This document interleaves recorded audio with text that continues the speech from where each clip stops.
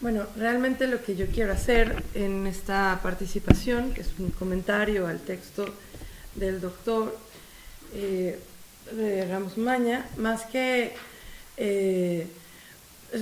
realmente es dialogar con él a partir de lo que él ha propuesto, a partir de ideas comunes y de pasiones comunes, porque precisamente gran parte de mi trabajo y de mi investigación ha ido en torno al tema del juego, al tema de la amistad y al tema del teatro, que creo que tienen un encuentro con lo que nos ha propuesto el doctor, en el sentido de encontrar momentos donde el placer o lo placentero en estas tres condiciones refuerzan el sentido de la vida ética en el hombre y en el hombre como ciudadano, según Aristóteles, ¿no? Entonces, realmente no voy a decir sino cosas que refuerzan y abren el diálogo con lo que él nos ha propuesto. Quizá tenemos que ser justos con Aristóteles, no podemos pedirle que responda a las preocupaciones pedagógicas que tenemos en la época contemporánea, sino aprender de lo que él observó en su tiempo para nuestro tiempo, ¿no? Porque si le pidiéramos a Aristóteles que fuera políticamente correcto, le estaríamos exigiendo algo que no puede dar, ¿no? Sería anacrónico. Entonces hay que entender también, es un médico, bueno, es hijo de un médico, y eso le hace ver también al ser humano desde un punto de vista orgánico. En ese sentido, el tema del placer también responde a un condicionamiento orgánico, y eso, bueno, desde luego hay que tenerlo en cuenta también en su observación, porque sí es cierto que el placer refuerza la experiencia del hábito, porque además se integra bioquímicamente a la vida humana, ¿no? Entonces, por supuesto que es una escuela maravillosa de la parte irracional, como llamaríamos hoy, para prepararla a escuchar la voz de la vida racional, o del elemento racional, que si está presente en el niño, yo creo que sí, bueno, yo fui una niña muy rara, ¿no? Si está presente, no es quien guía todavía, ¿sí? Si se da cuenta de cosas, empieza a jugar, a calcular, empieza a imitar al que piensa, y entonces juega a que piensa, pero todavía no tiene la responsabilidad. Creo que eso es lo que pasa precisamente con el juego. Entonces, hablando del lugar del placer en la experiencia de la vida de la eudaimonía, Aristóteles no niega que hay felicidad, que hay una participación del placer en la vida feliz, pero evidentemente no es la más importante. Sin embargo, está siempre presente. O sea, una vida que no conlleva aspectos de placer no es una vida feliz. Eso Aristóteles lo tiene muy claro, y quiero mostrar cómo ese placer se encuentra presente en estos tres momentos de la vida a través de estos tres recursos: el juego, la amistad y el teatro como un recurso de experiencia cívica. Entonces, lo primero, es decir, el proceso de formación de un niño, el juego es una herramienta indispensable, ¿no? Es un recurso de mímesis a través del cual realiza sus primeras acciones, pero no tiene consecuencias por ello. Es decir, va probando la medida, qué tanto al jugar logra hacer lo que debe. Con eso va afinando, el niño jugando va afinando sus capacidades físicas, pero sí. No, a mí me parece que lo que estoy diciendo muy importante, estoy de acuerdo contigo. Sin embargo, en la actualidad, los niños no juegan. O sea, en su casa, a los 40 días de nacidos van a la guardería, entran en un sistema donde lo que menos quieren es que jueguen, porque los niños se les alborotan, aparte que les lo alteran. Entra a la escuela y empiezan desde los 3 años, y si se puede desde los 2, coge un lápiz y haz bolitas, y si no puedes es que ya te hablan a la mamá, sabes que tu hijo está tontito porque no puede hacer bolitas, no está tontito, tiene 2 años y no es edad para eso. Ya cuando pasan a la primaria, los niños ya saben leer y escribir, y medio sumario les da. Les ponen una cantidad de materias, ninguna así como 5, tienen como 10 o no sé cuántas, y así se van hasta que entran a la universidad, están hartos y efectivamente quieren jugar, nadie los deja, ¿y qué hacen? mamá, ¿sabes qué? Quiero un año sabático, quiero un año sin hacer nada, rascarme la panza. Están hartos de que nunca los han dejado jugar. Y tú vas a las escuelas y hablas con los maestros, es que la secretaria no lo exige. Dice, por favor. Yo, por ejemplo, tengo 2 generaciones de hijos. Con los grandes, pues más o menos no tuve problema, pero con el chico, recorrí Querétaro, que es un rancho, grandote, pero rancho. Pero sí, imagino que la Ciudad de México está peor. No, recorrí Querétaro para encontrar una escuela donde el niño fuera a jugar y no le dejaran tarea y no le dejaran obligaciones, como tú dices, responsabilidad de que te sales de la raya cuando estás buscando, estás pegado a la... Creo que a eso es a lo que se refería el doctor Leonardo cuando decía que no podemos tratar al niño como un adulto, y menos si eso sube mis índices porque eso tiene que ver con políticas públicas para subir índices de escolaridad y entonces tener una serie de apoyos por parte de la ONU o de, ¿sí me explico? Y entonces la víctima es el pobre niño que al no jugar no está ejerciendo su criterio, no está entrenando su criterio, porque echando a perder se aprende. Y cuando uno echa a perder en un entorno controlado, que es lo que hace cuando juega, va midiendo, que eso es lo que pasa con el término medio. El término medio me permite medir cuánto puedo hacer o qué puedo hacer y hasta dónde. Es como caminar en la cuerda floja. Y esto es importante porque si tú has caminado en una cuerda floja, si no lo has hecho, hay que intentar por lo menos caminar en el bordecito de una banqueta, ¿no? Si lo hicieras matemáticamente, tienes que calcular una cantidad infinita de variables con respecto al peso para poder saber hacia dónde tienes que inclinar el cuerpo para poder dar el peso exacto para no perder el equilibrio. Entonces, tanto, mucho como poco es malo. Eso es lo interesante, ¿sí? Pero más que una indiferencia, encontrar el punto adecuado es el que te permite seguir avanzando.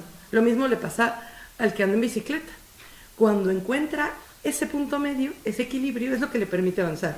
Y entonces se vuelve un punto positivo, ¿sí? Los demás, más y menos, se vuelven negativos.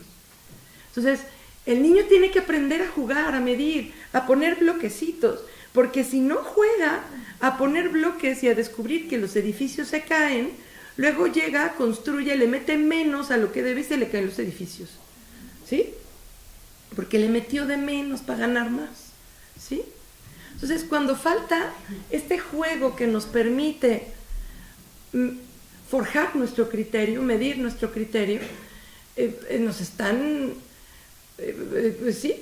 discapacitando para la vida práctica, para la vida real, y la vida que además va a caer en nuestras manos, ¿sí? Entonces, el juego es importantísimo. Aristóteles sufrió ser niño, lo odió profundamente. Yo creo que porque debe haber sido un niño demasiado inteligente y en su tiempo los niños no deben serlo. Entonces, él sufrió mucho, lo dice, ¿no? Es la peor etapa de la vida, nunca volvería a ir.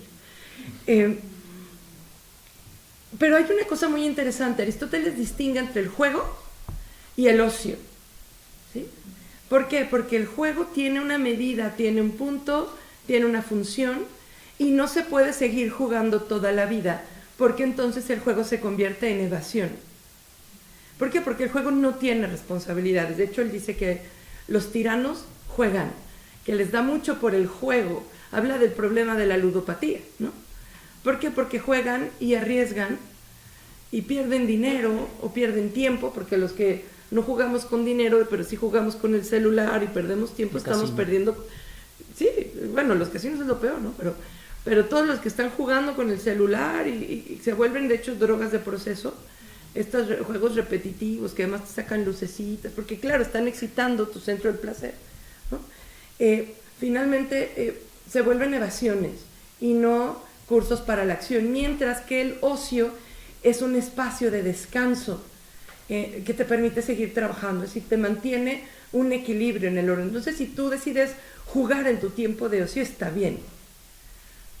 Pero si decides invertir el juego por la vida, Claro, es muy fácil, Aristóteles se da cuenta de que es fácil confundir el juego con la vida porque gracias al placer se quiere por sí mismo, se parece a la vida y por eso puedes confundirte con ella, ¿no? Entonces dice, cuidado, no podemos seguir jugando. Y lo digo porque finalmente también nuestros jóvenes, cuando ya por fin pueden jugar con lo que quieran, y ahí yo me siento terriblemente identificada, ¿no?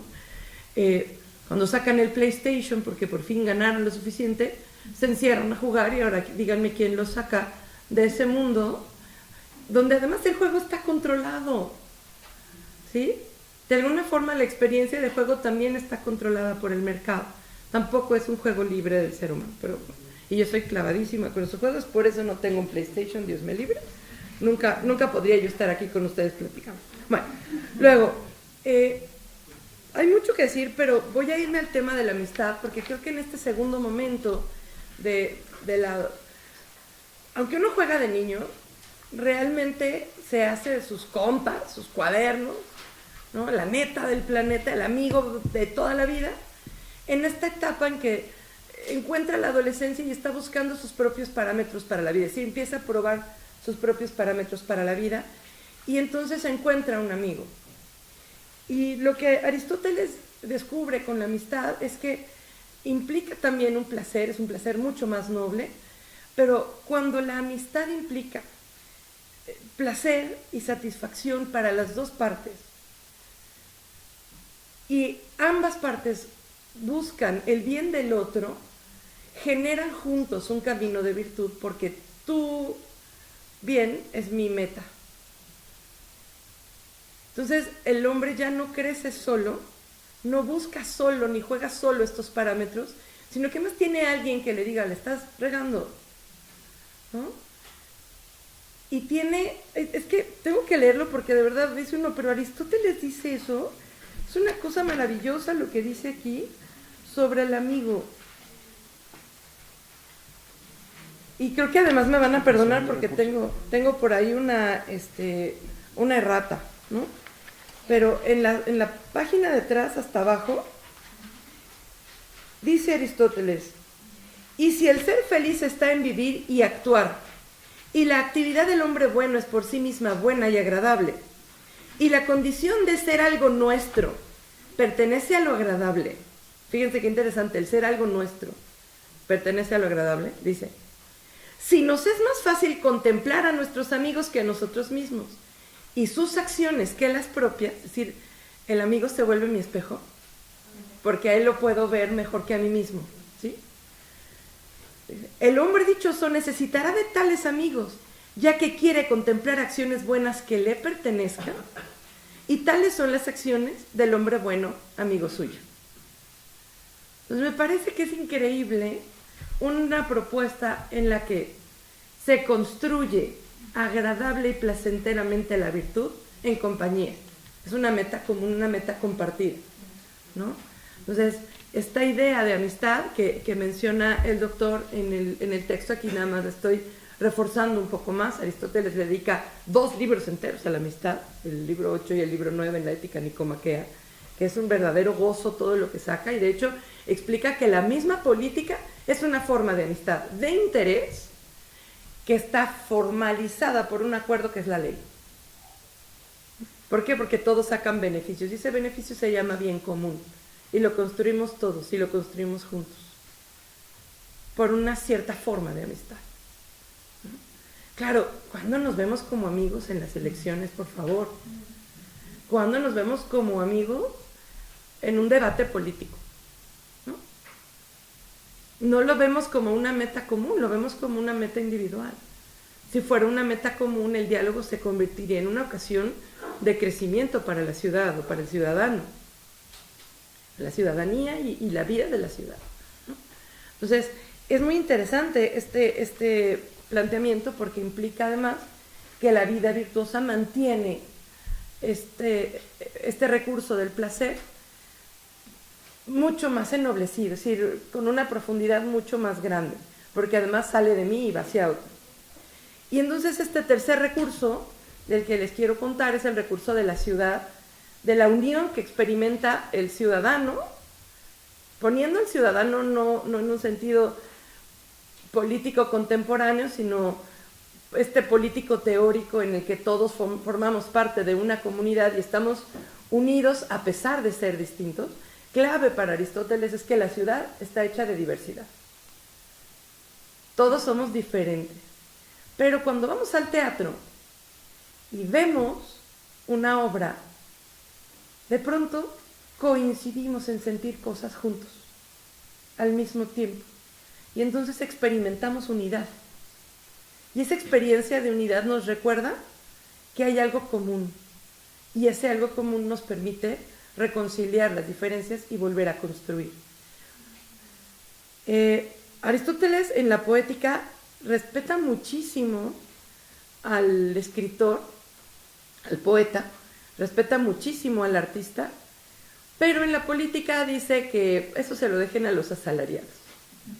Como que hay gente que tiene que dedicarse a vivir las pasiones del artista y que es mejor contemplarlo.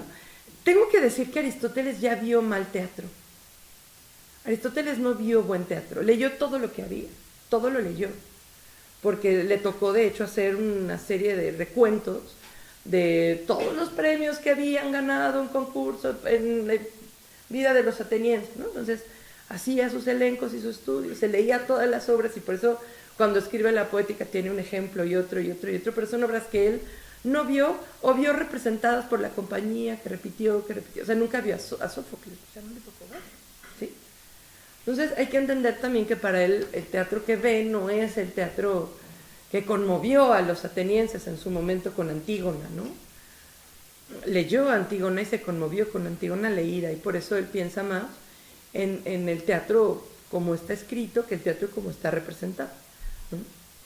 Sin embargo, yo sí creo que mucho de lo que él habla en el ejercicio de la imitación tiene que ver con la capacidad que tenemos de sentir con el otro, de generar empatía, porque entonces me pongo en el lugar del otro y puedo comprenderlo. Y entonces ya no es solo el placer, pero sí toda una dimensión de vida afectiva que está puesta en comunidad, ¿sí? Cuando yo puedo saber que te sientes triste porque yo me siento triste contigo, te conozco mejor y entonces puedo procurar tu felicidad igual que la mía. Lo interesante aquí entonces es que hay otro nivel de amistad que se logra a través de esta experiencia. Es una experiencia, digamos, un atisbo de ciudadanía, ¿no? Por poner un ejemplo, los que fueron a ver Coco, por más que haya sido una obra editada por Estados Unidos para mostrarnos cómo somos los mexicanos, ¿no? Hay un punto universal en la propuesta de la película que es el hecho de que echamos de menos a alguien, ¿no? Y exista una posibilidad de conectar con esa persona, ¿no? Y no queremos que esa persona se olvide, ¿no? Entonces esa tesis empieza a conectar con todos los espectadores y crean o no crean, tengan ideas o no tengan ideas y estén en contra de Disney o no, o de Pixar o no, o de los productos americanos que nos hacen ver cómo se supone que deberíamos ser, hace clic con una ciudadanía, con una identidad, con una idiosincrasia, y por unas razones u otras vas oyendo que la gente confiesa que le gustó, con más pena o sin desparpajo, o sea, con desparpajo. Me encantó la película, tienes que verla, ¿no? Entonces, solo por poner un ejemplo, cuando algo nos gusta, cuando algo compartimos, como ese mínimo momento que ojalá se convirtiera en un punto de partida para una unión más grande de todos estamos ilusionados porque va a ganar la selección, ¿no? Ese mínimo momento que de pronto nos hace experimentar unidad y de pronto todo el mundo es bueno contigo porque todo el mundo se siente tu hermano porque es mexicano, ¿no? Cuando nosotros tenemos estas experiencias de unidad, tendríamos que aprovecharlas para convertirlas en un punto de partida para el crecimiento. ¿Por qué? Porque son momentos de amistad. Ocurrió con el terremoto, ¿no? Ocurrió con el terremoto. Tuvimos una experiencia de ciudadanía, ¿sí? Tuvimos una experiencia digamos, placentera dentro del terror. Vivimos algo que nos conmovía, ¿sí? Sin embargo, y aquí es donde la plática del doctor Leonardo es tan importante, nada de esto sirve si no se vuelve hábito. porque el hábito es lo que te permite ser dueño de ti mismo. No se convierten en ocasiones esporádicas. Ojalá eso que experimentamos con el terremoto sucediera siempre. Ojalá que Querétaro sea siempre Suiza. ¿Sí? Porque esa es la conquista, aprender a comer ejotes y aprender a comer lo que sea, nace de que realmente le sacamos el gusto a lo que en un principio no podíamos degustar. ¿Sí? Aprender implica abrir nuestra conciencia, abrir nuestra capacidad. Y yo creo que Aristóteles, al jugar con este recurso del placer y el castigo, está orientando al alma para que tenga un criterio adecuado, y ese criterio, que después se va a convertir racionalmente en el principio, pueda verdaderamente ser el fundamento de una vida común. Lo interesante de la ley es que la ley, vista en este sentido, no se impone, se acepta y se reconoce. ¿Por qué? Porque reconozco la regla que me hace ser mejor. Por si no la reconozco, hay un límite. Pero es racional, la ley la hacemos todos. Si la hacemos en democracia, la haríamos todos. Y entonces todos nos someteríamos a la ley porque estaríamos de acuerdo con ella. Y entonces el disco rojo que me pide que me detenga no está ahí como una imposición, está ahí como una clara decisión de no poner en riesgo a los demás. ¿Sí? Cuando se vuelve un hábito es una conquista personal y el hombre es dueño de sí mismo. Y ese ser dueño de sí mismo, en mi opinión, es la clave de la vida feliz, por lo menos del hombre cívico aristotélico. Falta la contemplación, por eso. Muchas gracias.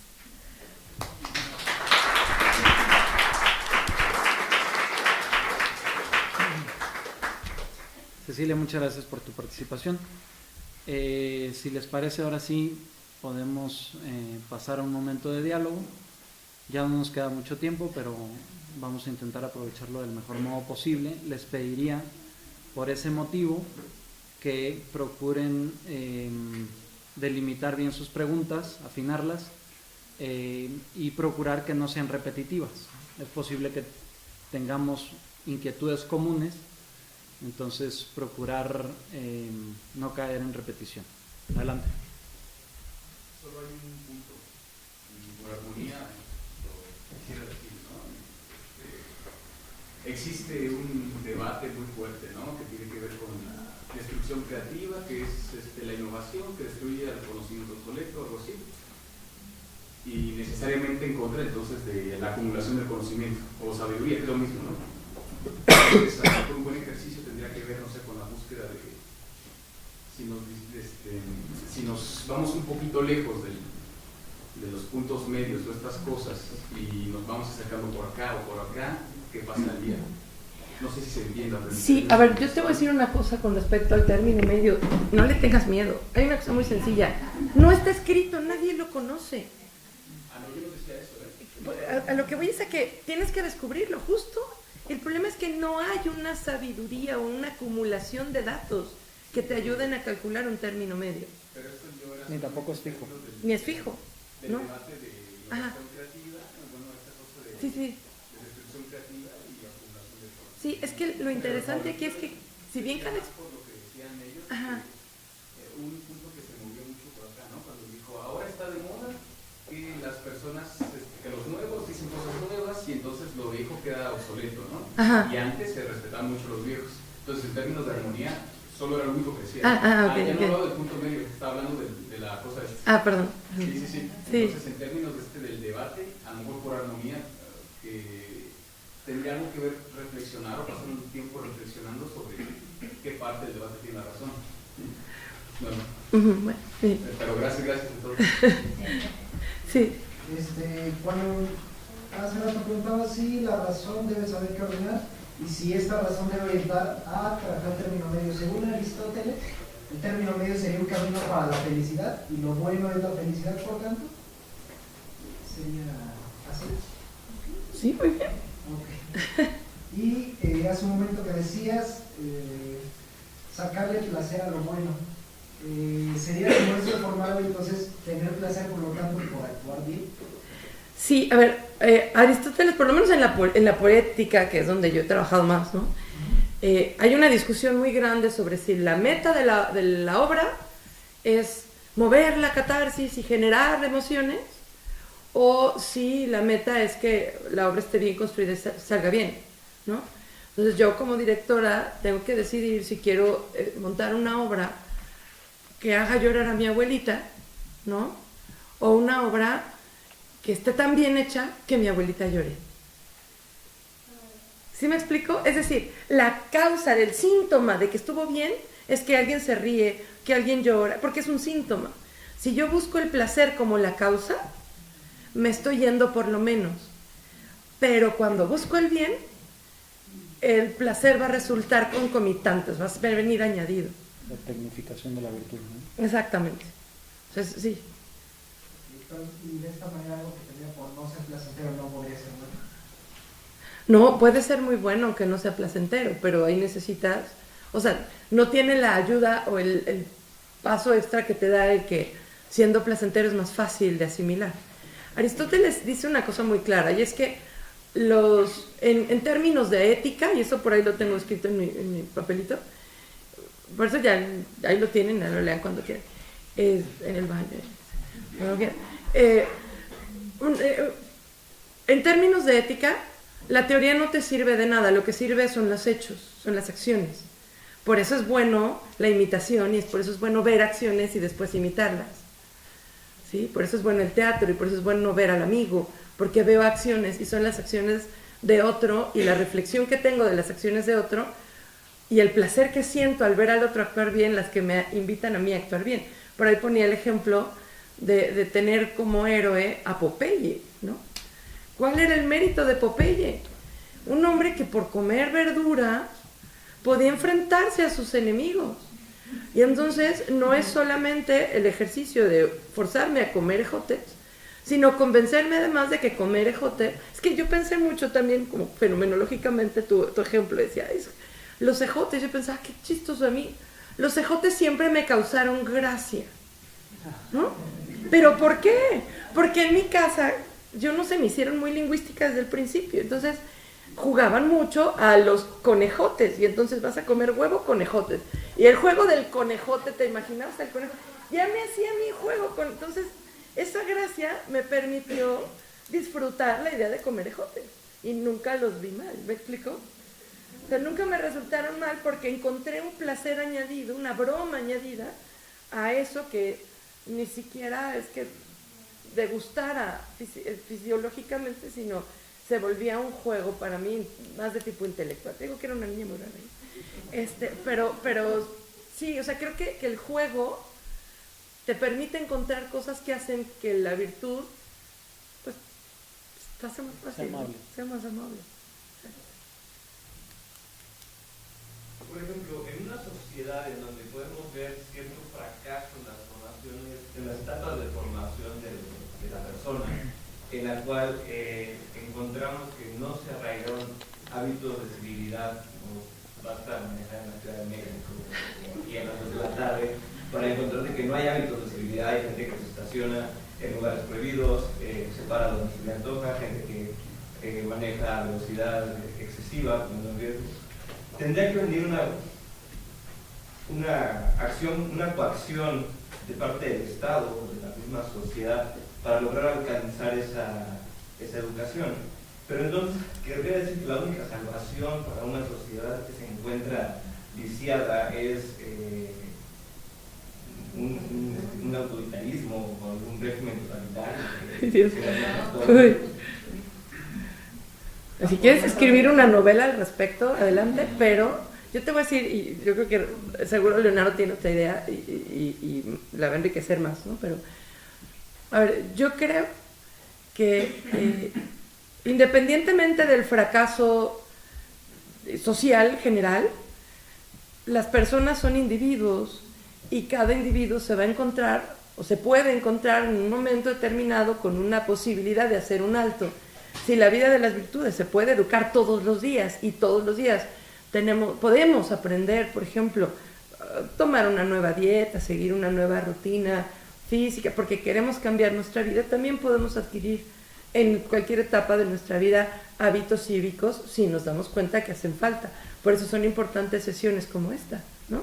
Por eso tiene caso venir. Ay, es que ya crecí, ya pasó de los 21, ya este señor está deshecho, vamos a tirarlo por la borda, vamos a meterlo en un campo de concentración donde pongamos a toda la gente de la generación de los 70 a los 2000, que es una generación fracasada, y vamos a generar nueva generación. Pero es que no creo que sea por ahí, ¿no?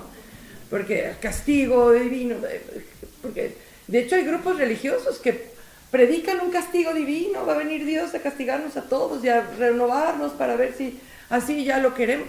Es que, perdón, creo que eso es antihumano completamente, porque no tiene esperanza en esa plasticidad ética que tiene el hombre, que tan está para lo bueno como para lo malo. Es decir, cualquier día puedo adquirir un nuevo vicio, porque justo tengo la capacidad por la repetición de encontrar carácter, encontrar nuevas formas de ser. Lo que a mí me gusta mucho del teatro, por ejemplo, es que lo que te pone en la escena es una acción, ese momento en que tu personaje tomó carácter, generó una decisión que marcó su carácter. De ahora en adelante, él va a seguir ese camino porque reflexionó y realizó cierta acción, o porque como no reflexionó y realizó cierta acción, tiene que seguir determinado destino. Y eso que hacemos todos los días y no podemos entender bien cómo lo hicimos, el teatro te lo pone paso a paso. Todo el proceso de decisión está puesto ante ti y además lo sientes con el personaje y ves cómo se va a equivocar y cómo cuando se equivoca pide perdón. Todo eso te hace pensar y darte cuenta quién eres cuando decides. ¿Y qué crees? Todos los días estás decidiendo, todos los días estás forjando un hábito. ¿Sí? Si hoy decides frenarte, dar el paso, podrás permitir que México sea mejor que Suiza. ¿Sí? Leonardo. Yo iba a decir algo al respecto y gracias. Tiene que ver con el hecho otra vez del término medio. O sea, no pienses que si un Estado quiere dedicarse a mejorar a sus ciudadanos se tiene que volver un Estado fascista o totalitarista. O sea, esto es frase de papás, pero tiene mucho de cierto. Libertad no es sinónimo de libertinaje, ¿no? Y al mismo tiempo, o sea, autoridad no es sinónimo de autoritarismo. Es decir, si necesitamos un Estado para mejorar nuestra sociedad que se fije en la educación, pero que se fije de verdad, no con estas reformas educativas que lo que estaba medio bien hecho lo empeoran, ¿no? Eso es lo que tiene que suceder, pero no al extremo, claro, de que tengamos un gran hermano y que nos mira y que nos controla los pensamientos y las sensaciones, y etcétera. Entonces sí hace falta, claro, de parte, o sea, más que mano dura, más atención del Estado a la educación, porque curiosamente los griegos tenían muy claro eso. La sociedad que tenemos es fruto de una determinada educación. Cuando algo malo sucedía, digamos cuando tenían un criminal célebre, eminente, piensa en un narcotraficante que hace mucho daño, el primer lugar donde ellos buscaban el origen era en la educación, y concretamente en sus maestros.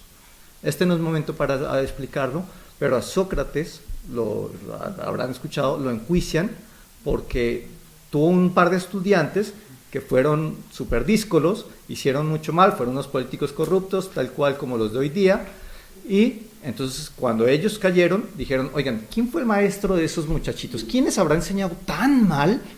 Y vamos a ver cómo remediar la cosa. Claro, la educación es el origen tanto de las cosas buenas como de las cosas malas. Hoy día la educación está totalmente dejada de lado. ¿En qué educación nos estamos fijando? ¿Se está fijando el gobierno?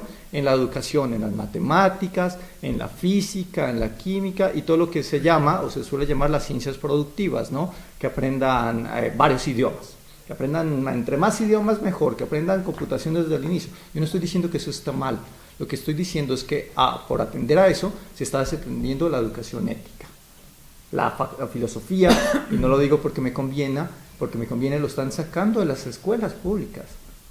La moral la sacaron hace muchos años, la religión la sacaron hace muchos años de las escuelas, y ahora quieren sacar incluso la ética de las escuelas.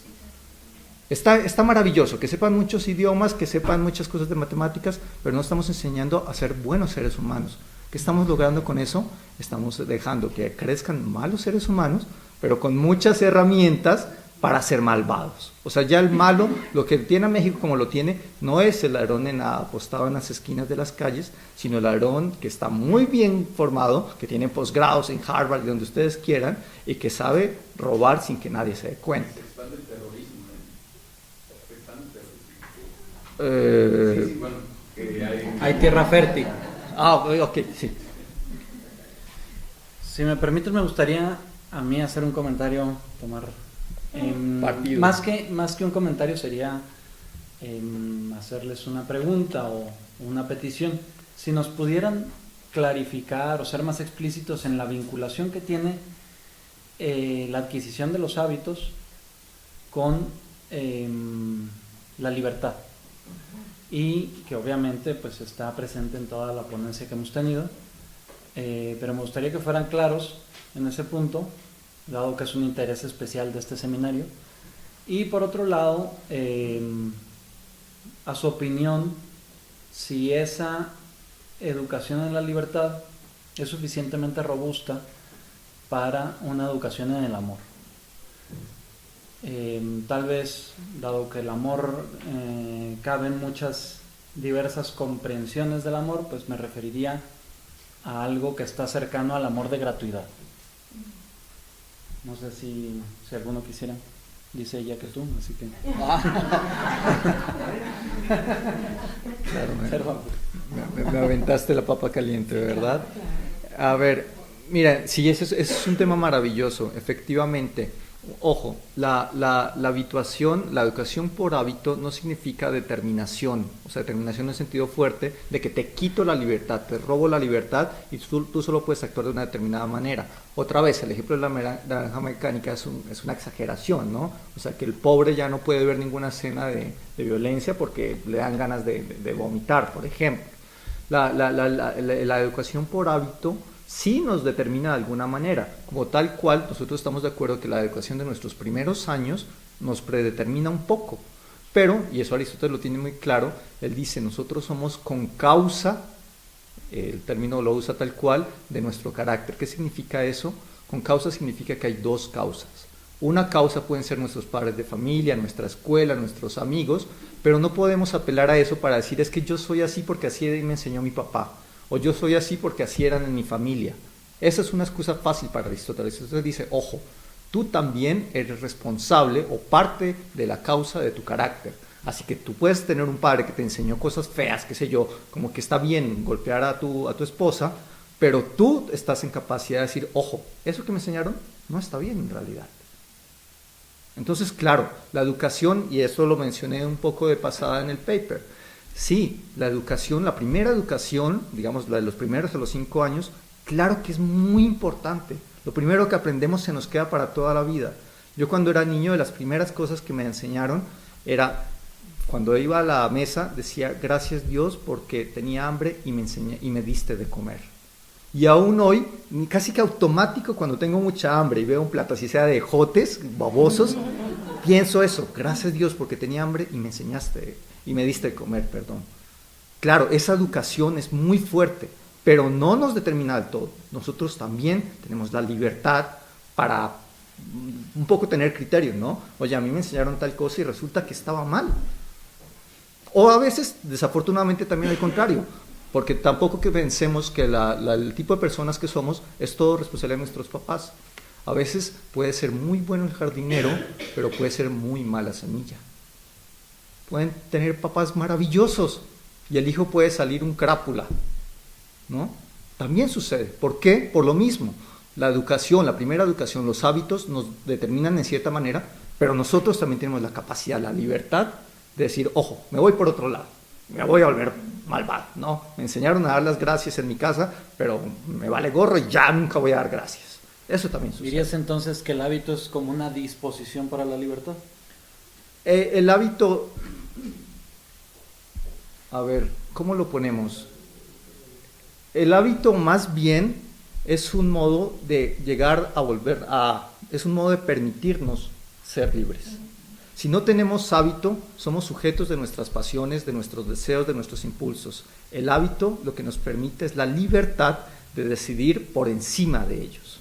Si yo tengo digamos, una pasión del enojo muy marcada, ¿no? Me enojo por cualquier cosa. Gracias al hábito a que mis papás me decían, oye, no es para tanto, no hagas berrinche. Gracias a eso tengo el hábito para tener la libertad de tener mucho enojo, pero aún así controlarme y no dejarme dominar por ellas.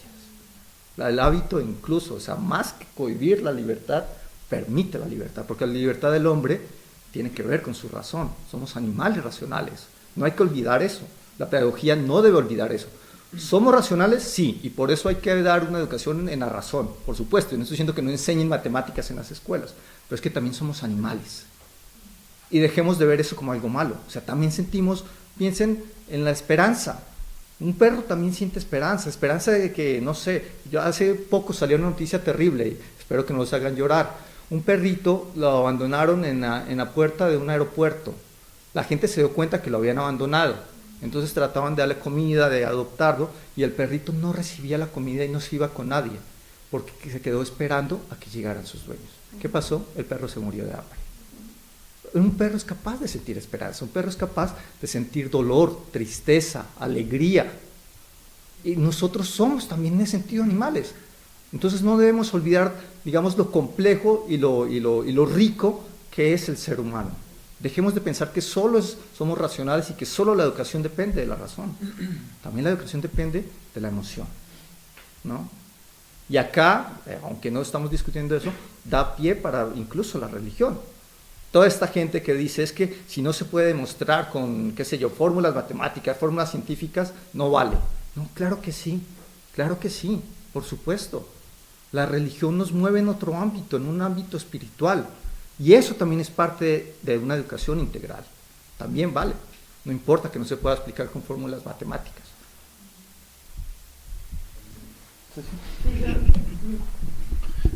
A ver, yo diría rapidísimo. Porque va a ser el comentario sobre lo mismo. Muy rápidamente. Y luego pasamos con Diego, que había levantado la mano. Refuerza lo mismo. Precisamente este ejercicio, o sea, para adquirir hábitos, los hábitos te permiten generar criterio, te permiten calcular. Eso es lo que la prudencia es la habilidad para calcular qué es lo que corresponde hacer en cada momento. Esto que te digo es inédito, tu futuro es inédito. ¿Qué tienes que hacer? No hay una regla que te diga cómo hacerlo, pero qué bueno. Quien te trata de imponer una regla sobre qué debes hacer en cada ocasión está coartando tu libertad. Y cuando tenemos mucha pereza de ser protagonistas de nuestra propia vida, estamos buscando que alguien nos diga qué hacer. Y entonces le cedemos la autoridad a quien nos diga qué hacer. Y lo hacemos a cada rato con todos los productos de consumo. Lo estamos haciendo a cada rato con ciertos líderes de opinión. Una cosa es que escuchemos su opinión y con eso forjemos la nuestra. Y otra cosa es que tácitamente creamos todo lo que una persona dice porque le damos autoridad sobre nosotros. El hábito no te permite caer en ese juego porque tú tienes el criterio, porque aprendiste a formar el criterio. Aprendiste cuando aceptaste comer los ejotes la primera vez que no está tan malo probar otras cosas. ¿Sí? Y también aprendiste que hay cosas que no te gustan y tú pusiste el criterio y dijiste, ¿no? En ciertas circunstancias comeré mis ejotes, pero si puedo evitarlo, los evito, ¿ok? Perfecto. ¿Quién puso la regla? Tú. ¿Sí me explico? Y esa regla es adaptativa. Esa capacidad adaptativa se debe a que nuestro razonamiento no es un razonamiento cerrado, sino que está abierto y ávido de realidad. Está abierto y ávido de comprensión de lo que hay en el entorno. Y por eso todo lo que la sabiduría da es luz sobre lo presente. Y dice Aristóteles, por ahí además lo apunté porque me emocioné muchísimo, una frase muy, muy cierta. En el presente lo tengo todo. Entonces, creo que hay una enorme libertad en la vida de la virtud porque te permite seguir siendo libre. En cambio, el vicio te clausura la libertad. El ejemplo que le pongo siempre a mis alumnos es el siguiente. Les pregunto, ¿quiénes fuman? ¿Podrías dejar de fumar mañana? No, pues sí, quién sabe. ¿Quiénes no fuman? ¿Podrías empezar a fumar mañana? Por poder puedes.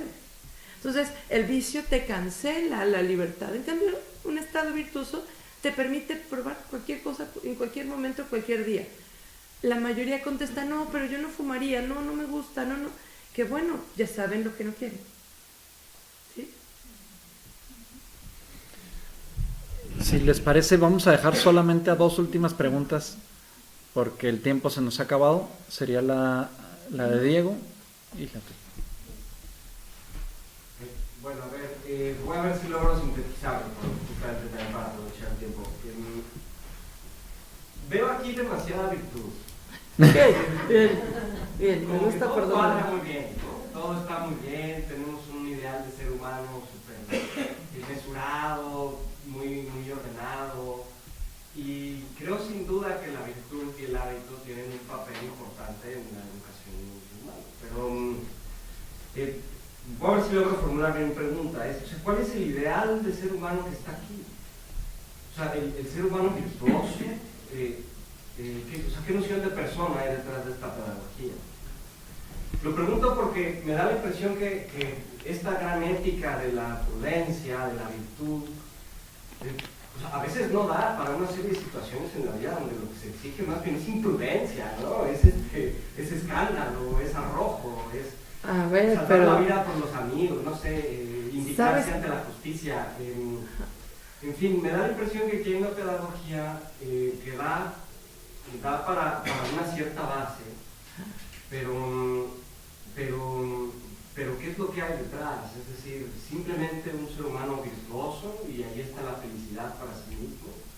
¿O qué pasa con el ámbito que creo que preguntaba de todo, la gratuidad, el amor, la entrega? ¿Creen que la noción de hábito da para eso? ¿O qué? Mira, primero yo creo que hay que tener muchísimo cuidado con confundir la prudencia con la tibieza, ¿no? Pensar en una medianía o en un criterio de término medio no quiere decir que no actúes cuando hay que hacerlo, al contrario, tienes que saber cuándo tienes que lanzarte con todo el arrojo para obtener lo que quieres, o cuándo, si el precio es la vida, vale la pena darla, ¿sí? Justo Sí. porque lo aprendiste, y además cuando tienes de meta al otro, que es lo que ponía yo en la amistad, a veces esa meta te lleva a darlo todo, precisamente porque el bien ya no es el tuyo, es el de todos o el de la comunidad. Y lo que yo te quería comentar en esto, como una cuestión personal, es que por lo que trabajo en teatro universitario, todos los días encuentro esperanzas rotas. Y a través de la observación cuidadosa del corazón del otro, esas esperanzas se van sanando y esas personas se van volviendo cada vez más audaces para vivir su vida, más dispuestas a darlo todo, y me dan, ¿sabes qué? Me dan 18 horas de su semana, jóvenes, a mí, para contar una historia. ¿Por qué lo harían? Es mucha generosidad. Tienen que estar muy convencidos y muy apasionados porque han visto algo ahí que vale la pena. Entonces yo creo que no, bueno, por lo Pero menos eso es en lo que yo estoy fruto del planteando. hábito. Claro, pero además es un hábito porque tienen que venir a trabajar y los pongo a bailar y los pongo a cantar y los pongo a trabajar muchísimo. Pero yo decía, ¿será fruto de el hábito que han adquirido o es fruto de algo que hay más allá que los empuja a adquirir esos hábitos? Yo creo que están las dos cosas, porque también en el hábito van encontrando orden, que yo Sí, creo que fortaleza. eso es que van encontrando un qué y un para qué. O sea, realmente el hábito te forma y te pone en tus manos tus herramientas para obtener lo que quieres. Cuando no tienes hábito, el problema es la virtud todo lo ve bueno. Digo, la voluntad todo lo ve bueno. Todo, no tiene criterio. Yo les digo, vámonos al cine y todo el mundo dice, sí. ¿Qué película? ¿Quién paga? ¿Cuándo? Nadie lo piensa. Porque la voluntad, tú le propones algo y dices sí. Y entonces necesitamos hábitos para poder generar recursos para que la voluntad cumpla lo que quiere, porque con ese sí no llegas a ningún lado. Con el sí de la voluntad, que se emociona de todo, no llegas a ningún lado solo. Necesitas concretarla, y para concretarla necesitas criterio, y el criterio te permite generar una acción que se vuelva concreta y que ese sí sea un sí de un modo determinado aquí y ahora. Y eso sí necesitas para que la acción se concrete un trabajo, sí, justo una razón que trabaje con una razón práctica, una búlesis, ¿no? Que decida, elija y entonces tome una decisión y se determine libremente a algo, a una meta. ¿Sí me explico? No sé si igual no. Sí, Leonardo. Yo creo que el comentario de Diego iba sobre todo por si esa virtud es suficiente razón para la vida. Es decir, ¿cuál es el sentido de la virtud? No sé si va por ahí, ¿no? Claro, ¿la virtud para qué? ¿No? Claro. A ver, Estamos hablando en Aristóteles y eso también tiene sus límites, pero... Claro, es hacia allá. No, ya ampliando la discusión, ¿no? Saliendo de... Sí. Esta idea de que mejor una ética la imprudencia, pues era simplemente un juego retórico mío para aplicar un poquito, ¿no? Yo sé que la prudencia implica saber actuar como se adapta al momento adecuado. Pero me da la impresión que estamos aquí ante una pedagogía en donde hay justamente demasiado yo, ¿no? O sea, es decir, el objetivo de la ética... ¿Dónde entra la miseria, por ejemplo, no? ¿Dónde entra la miseria, por ejemplo? ¿Dónde entra la novedad? ¿Dónde entra la gratuidad que me viene de fuera, como algo que también me educa? Es decir, cuando centramos la pedagogía en la virtud, creo que también se corre el riesgo muy grande de generar personas frustradas, porque no consiguen la virtud. Sí, fíjate que ahí es donde yo veo la diferencia entre valores y virtudes. La virtud es una meta, el valor es una meta y la virtud es una conquista personal ya mía. Entonces hay muchas cosas. Yo tengo, ¿sabes lo que valoro? La danza, pero bailar no puedo. Mírame, no puedo. ¿Sí? No me genera una frustración, pero sí una meta. ¿Me explico? Si quiero, podría hacer una serie de acciones para poder bailar y bailar mejor. Pero la virtud es lo que yo ya conquisté y lo bailado nadie me lo quita. ¿Me explico? O sea, sí creo que, aunque hay mucho yo y realmente es más rica una virtud hacia afuera, y Aristóteles no tiene quizá una dimensión trascendente como podría haber en otros sistemas o en otras éticas, creo que la amistad ya se está acercando y hay un pasaje de... justo del libro 9 de la ética nicomaquea, donde dice que el amigo es otro yo. Es decir, aunque sigue mirándose a sí mismo, realmente está conectando con el de afuera. Sí, no sé si me explico, o sea, creo que ya no se queda solo en sí mismo. Y que si la meta es la contemplación, igual para el motor inmóvil se mira a sí mismo, pero el hombre no es el motor inmóvil. Tendría que salir de sí para contemplarlo. Tal vez bueno, convenga ya son otros decir, temas, me ¿no? parece, ustedes que conocen bien a Aristóteles, que la virtud suprema, aunque sé que entre los aristotélicos hay todo un debate, pues yo diría que es la amistad. Ya entiendo que la amistad en estricto sentido no es una virtud, pero es imposible al margen de la adquisición de hábitos, ¿no? De hecho, pues es justo la plataforma de la amistad, ¿no? Y creo que ahí en ese sentido la cumbre de la pedagogía aristotélica yo diría que es la amistad y por lo tanto es la mejor plataforma para conectar con las inquietudes que está planteando Diego, ¿no? Aunque creo que se mantiene la pregunta de si esa plataforma es suficiente, por ejemplo, para enfrentar la masacre de una invasión o la hambruna africana o las tragedias del narcotráfico o el suicidio en adolescentes, ¿no? O una serie de problemáticas que hoy se presentan como sumamente agresivas y que parece al menos que indican a cuestionamientos sumamente complejos, ¿no? Sí, claro. En Aristóteles hay un término que a mí me llama mucho la atención, que es metameleia. Ajá. Es una palabra que a mí siempre que la leo en Aristóteles me causa escándalo, porque digo, a ver, este hombre helénico, ¿cómo habla de esta palabra que los cristianos la traducimos como arrepentimiento? Pero es que es interesante cómo Aristóteles habla de que prácticamente lo que hace al hombre racional y lo que lo distingue del son es la facultad de decir fue mi culpa. Y es interesante la palabra metameleia, ¿no? La palabra de ir más allá del letargo, ¿no? O sea, está en el libro sobre la amistad, en el libro 9, Sí. que la frontera entre la bestia y el hombre es esta palabrita, metameneia, y a mí siempre me llama la atención que muchos aristotélicos no la conocen, sí. el peso de esta categoría, ¿no? ¿Y por qué la recupero? Porque Santo Tomás, en su comentario a la Ética Nicómaco, bautiza a Aristóteles a partir de este término. Y dice, Aristóteles podría ser uno de los nuestros porque se da cuenta de este término que es la frontera entre el hombre y la bestia. Muy bien, está muy interesante porque es que estoy haciendo un comentario que hace Alfonso Fernández de Madrigal a los libros 8 y 9 y precisamente remarca ahí la frontera entre el deseo y el amor. Y de hecho se tendría que educar para la metameneia. O sea, la virtud del hombre aristotélico es el poder decir, no soy perfecto, ¿no? Lo que no sé es si estamos haciendo a Aristóteles por un golpe de suerte decir más de lo que realmente dice, porque no deja de ser un helénico. Porque si lo hubiese visto, diría yo, me atrevería a decir, entonces habría hecho más nada cosas, tonto ¿no? lo hubiera desarrollado, porque Aristóteles de tonto no tenía nada. Bueno, no leímos todas sus obras también, hay que decir que se quedó cortito.